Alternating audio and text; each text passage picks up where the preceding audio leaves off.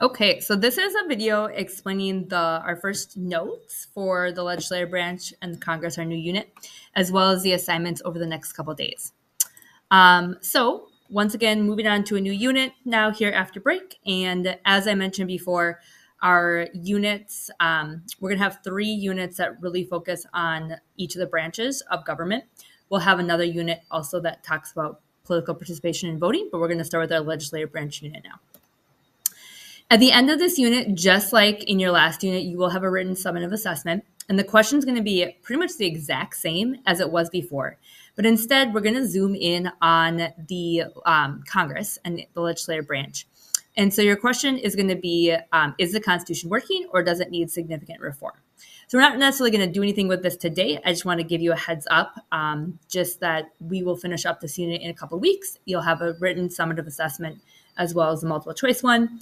And for this question, you'll be doing the exact same thing. You'll have an intro statement, a thesis statement, and then you will talk about 2 specific examples addressing this specific question. So is Congress, as outlined in the Article 1 of the Constitution, working or does it need reform? So thinking about Congress specifically, and we'll be talking about things that can lead you into this, including things like gerrymandering, term limits, gridlock, and that will be just a heads up on that. Okay, so our first set of notes, and you should be taking notes here, is your guide to Congress. So we'll talk about what Congress is, what it does, and then we'll take a look at who are the members of Congress, what do they look like, and what is their representation.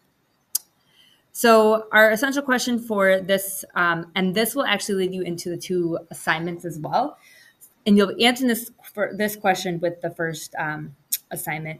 But the question is, what impact does disproportionate representation have on the issues that affect citizens and residents?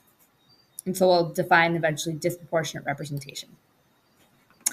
All right, so at the very, very basic level, when we talk about Congress, we are talking about the national legislative branch. So as you know, our U.S. Constitution breaks our government into 3 branches of government. We have the legislative branch over here, the executive and the judicial. We're going to get to these 2 units later. But our legislative branch oftentimes will interchange that with the word Congress. Congress specifically relates or specifically describes the national legislative branch. And the legislative branch, they're responsible for making laws. They work at the U.S. Capitol, and there are 2 houses of Congress. And they are the House of Representatives, which is considered the lower house, and the Senate, which is considered the upper house. And we'll get to those on the next slide. So Congress includes both the House, and as we just shorten it to House, and the Senate. And then people who work in either of those, so we would talk about representatives, U.S. representatives, those would be working in the House of Representatives. The Senate then we talk about senators. Okay. All right. So the legislative branch, structure, roles, responsibilities, we're going to get to these more specifically later, not in this notes, but they're outlined in Article 1. Article 1 of the Constitution is the longest of any of the articles. It talks about, like I said, the powers, responsibilities, structure. And at a very basic level, legislative branch makes the laws. We are going to talk about how laws are made. How do we introduce a bill? How does it become a law? So more to come on this eventually. And then in terms of other kind of requirements, like basic requirements, here are the requirements to be a representative or a senator. So there's an age requirement you can see there. You do have to be a U.S. citizen, but you do not need to be a naturally born U.S. citizen. So you can be a naturalized, remember going through that naturalization process, and you have to have been a U.S. citizen for a certain amount of years. And then because representatives and senators are representing a state, so you would be a Montana senator, or you would be a District 2 Minnesota U.S. House representative, you have to be a resident of the state in which you're being elected from.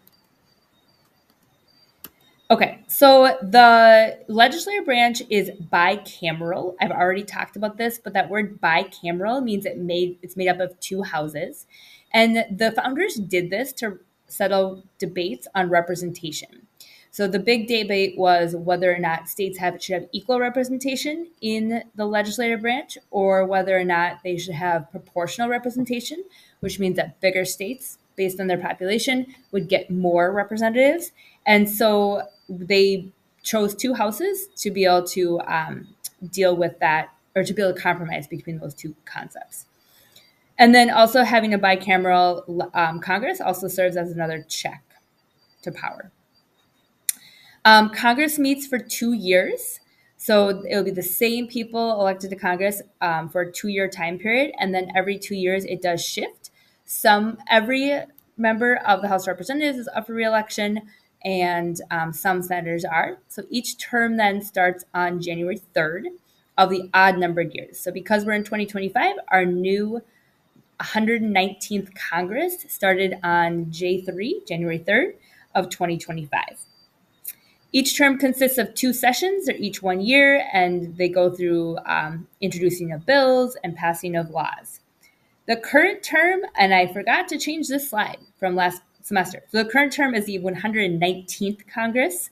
That last fall, we were still in the 118th. So, and there you go, 119th starts on January 2025.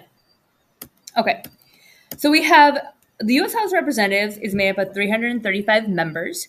It has been at 335 for quite some time, I think since the mid-20th century.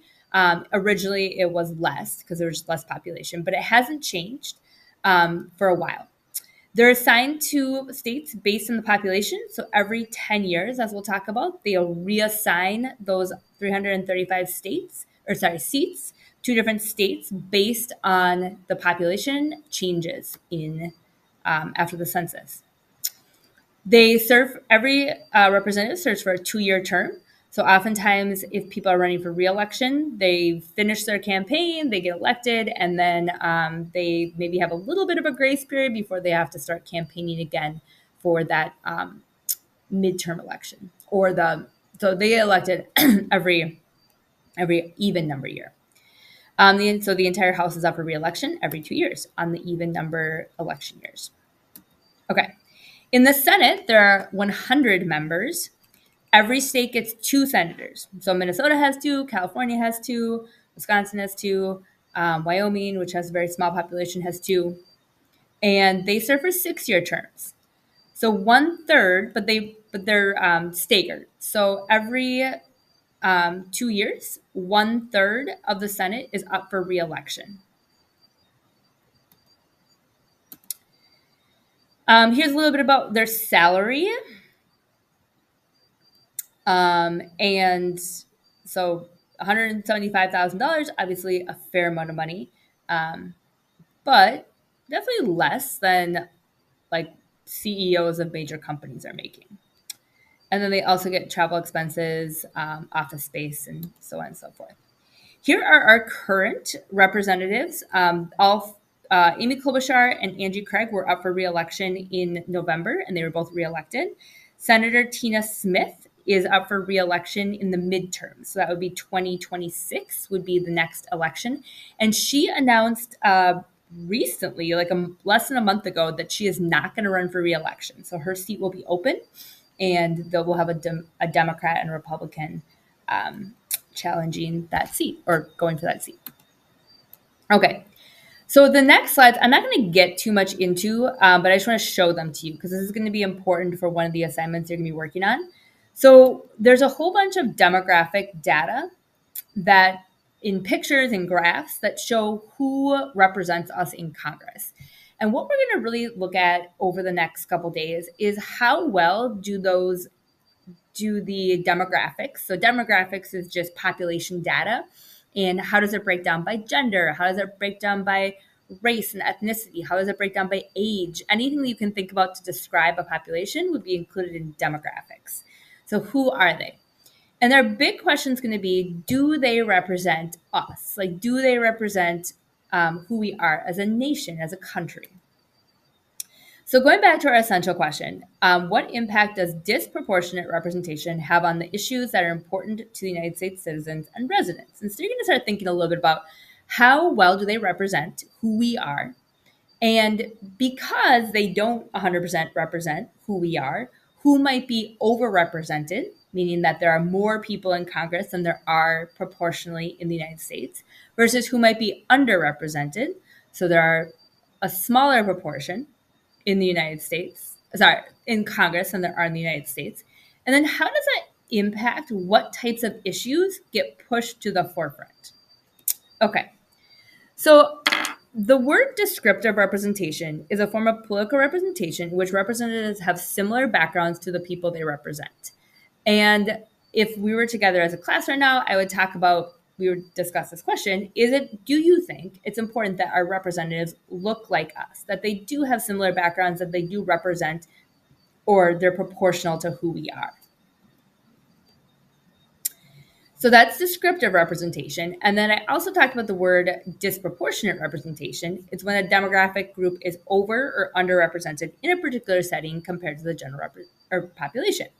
So we'll want to be thinking through who is underrepresented in Congress, who is overrepresented in Congress, and what would Congress look like if it did look more like us? Okay, so there's a whole bunch of other slides here.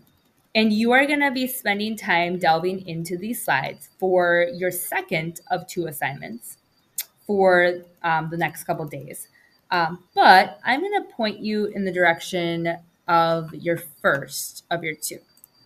So if you go to Schoology, you'll find 2 Unit 3 assignments. One is marked as Monday, one is marked as Tuesday. The first one is probably the more straightforward assignment.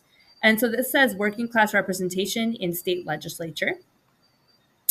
And the instructions are here, and the assignment also has the instructions in it. So this is a reading where you're going to mark the text and you're going to summarize at the end. So the idea of the reading is that working class people rarely have a seat at the legislative table in state capitals. So this is not specifically looking at Congress, but this is instead looking at Minnesota, our representatives, so our House of Representatives and our Senate. So once again, with federalism, right, we have a federal government that has a legislative branch. We also have state governments that have legislative branches as well. So we wouldn't necessarily call this Congress, but we'd call it the Minnesota State Legislature. And so same ideas though. Okay, so you're going to do that. And then at the end, you have your question to answer. Okay, so do that and then turn that in. The second of the 2 assignments is probably the more confusing one. So I'm going to talk through this one, and it's titled Representation and Issues. So you have some instructions here. Yes, you have some instructions here. I guess I have to click over it. And the assignment is here. And it's going to lead you to the slide deck. And when you get to the slide deck, you are going to go, and I'll put this in the assignment so it's more clear, but you're going to scroll down to slide. Okay, so it's like slide 14 and slide 15 is where the statistics start. So you're going to take a look at these statistics. We got things about age. We got things about race and ethnicity. We have statistics about gender and LGBT. We have, I think I already mentioned age, religion, education level. Okay, so with that, you are going to list 5 demographic groups that you think are overrepresented in the US Congress. So an example would be white people or males. But you're going to use that demographic data. And in order to understand if someone is overrepresented, you need to be able to compare it to the actual percentage that exists in the United States, right? So if there are, right, about 60% of Americans, people living here, are white, non-Hispanic, identify as white, non-Hispanic. So if there are 60% white, non-Hispanic people in Congress, then that is pretty even representation, right? That's not overrepresentation. Just because there's more than half doesn't mean it's overrepresentation if it reflects the actual population.